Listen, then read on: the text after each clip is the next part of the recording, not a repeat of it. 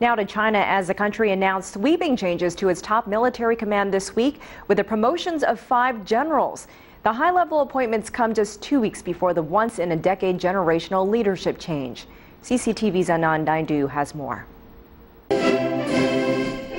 In a sweeping shuffle of the military's top brass, the National Defense Ministry announced that Admiral Feng Fenghui will take over as Chief of the General Staff of the People's Liberation Army. He'll be responsible for recruitment and training and other important functions. The other key appointments are Zhang Yang, who becomes Director of the General Political Department. Zhao Kirsch was named Head of Logistics, and Zhang Yuxia is now Head of the General Armament Department. The ministry earlier announced that former fighter pilot Ma Xiutian will lead China's Air Force. These latest appointments come as the country is rapidly modernizing its armed forces, especially its Air Force and Navy. At 2.3 million members, the Chinese Standing Army is the world's largest. It commissioned a new aircraft carrier, the Liaoning, at a time when China has expressed determination to defend its territorial claims in the East and South China Seas. While the buildup of China's Blue Water Navy has been interpreted by some as evidence of China's intent to project greater military power into the Pacific Rim, there have been signs to the contrary. When the sovereignty dispute over the Diaoyu Islands, an archipelago in the East China Sea that Japan calls the Senkaku, turned violent in many Chinese cities, the government called for negotiation. China, subjected to gunboat diplomacy by Western nations in its not-so-distant past, has shown reluctance in using its military to intimidate its neighbors. Its recent military deployments have been peaceful. Last year, Beijing sent military transport planes to Libya to evacuate its citizens during that country's revolution, which toppled Colonel Muammar Gaddafi. It was the first time it carried out a mission of that type. Anand Naidu, CCTV, Washington. Joining us now for more on how this new top leadership will reshape China's military is Cedric Leighton, a retired United States Air Force colonel, also commentator and author. And joining us from Beijing is Chinese international relations expert Victor Gao, who is a director of the China National Association of International Studies, a nonprofit, non-governmental association. Gentlemen, thank you for joining us. Mr. Gao, let me start with you. Can you explain what these recent appointments mean for the future of China's military?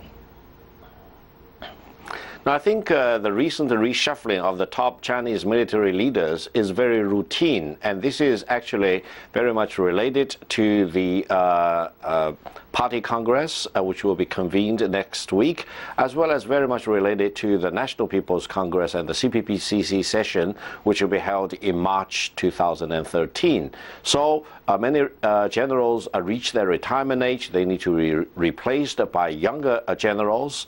And also in China, there is a rule of thumb that if you are a commander-in-chief of a particular garrison or military region, you serve up to about 3 or 4 or 5 years, and you need to rotate. So I would consider this is a very routine and very regular reshuffling of the top Chinese military brass. I'll follow up with you on that in just a moment, but Cedric, I want to ask you how the rest of the world views this. Does the rest of the world see this as routine? Do other nations pay attention to what's going on? They definitely pay attention, Elaine, and the way it works as far as the rest of the world is concerned is they want to know what the intentions of the new Chinese military leadership is going to be.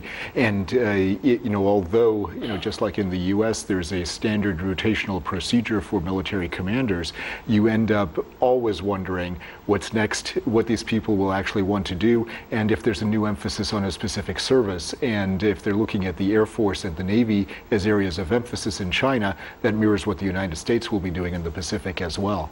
And Victor, to follow up on that, this couldn't come at a time in the world where things are happening, and the military is certainly needed to maybe protect its territory.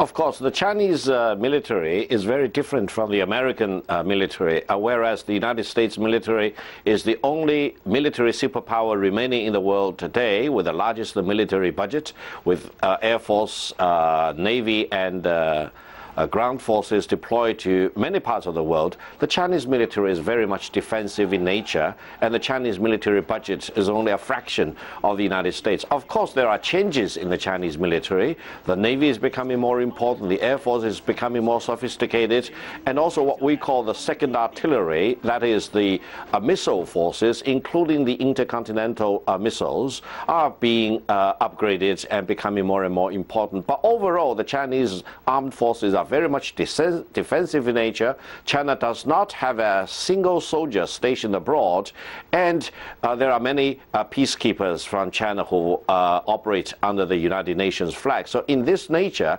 even though there are changes and transformations, or even sometimes very profound changes in the structure of the military forces, the overall nature is defensive, and the overall nature is still to maintain peace and also to safeguard national security, integrity of the territory, as well as the Chinese sovereignty. And Victor, do we expect the military to grow, and some of the things that they're coming out with, do we expect to see more of that in coming years? Well, of course, I think, as just now mentioned, China has already put the first aircraft carrier into service, and there are reports that China is building another 1 or 2 additional aircraft carriers. So by the 5 years from now, probably China will have 2 or 3 or even more aircraft carriers. That means the Chinese Navy is expanding. The projection of power by the Chinese Navy is expanding. And this is very much because China is now, after all, one of the most important trading nations in the world. And China has a lot of interest to protect, including the integrity and the safety of the maritime navigation. So I think China is not competing with the United States in this sense. China is very much living up to the expectation of the world that China need to play a very constructive role. Now, having said that, the recent argument between China and Japan over the Diaoyu Island is something alarming, because if that dispute is not handled very properly, it may actually escalate. And eventually, it may not only be a dispute between China and Japan, and the United States may have to be involved one way or another. So I think the Chinese military need to get prepared for any kind of a contingency in case a war or military confrontation happens.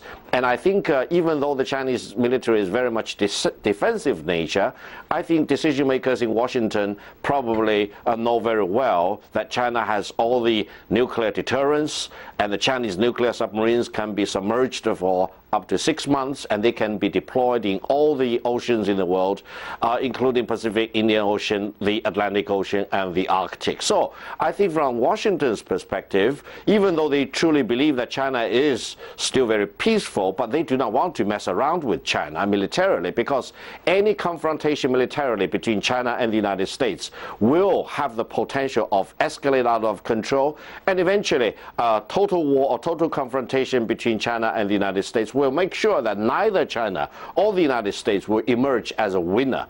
Therefore, this is a reason for caution and prudence in Washington as well as in Beijing. And I think Washington has all the reason not to be... Let me get Cedric to jump in for a second and get his point of view as well. With that all being said, is the United States pulling back, and is the military growing smaller? Well, the United States military is actually growing smaller right now because of mainly budgetary pressures and also the drawdowns in Afghanistan and the previous drawdown in Iraq. But the United States has also switched its military strategy to emphasize the Asia-Pacific realm more than the Middle East. And that becomes a key area of interest because, as Victor was talking about, the Chinese want to protect their maritime trade path. We are looking at protecting the maritime trade paths as well. So if we do this correctly, both countries can work together to make this happen. If we do it incorrectly, that results then in tensions between these two nations, and that would then be a very bad thing for the rest of the world. Okay, Cedric Leighton, Victor Gao, thank you both for joining us for this very interesting topic and an ever-changing topic. Thank you so much. Thanks, Elaine.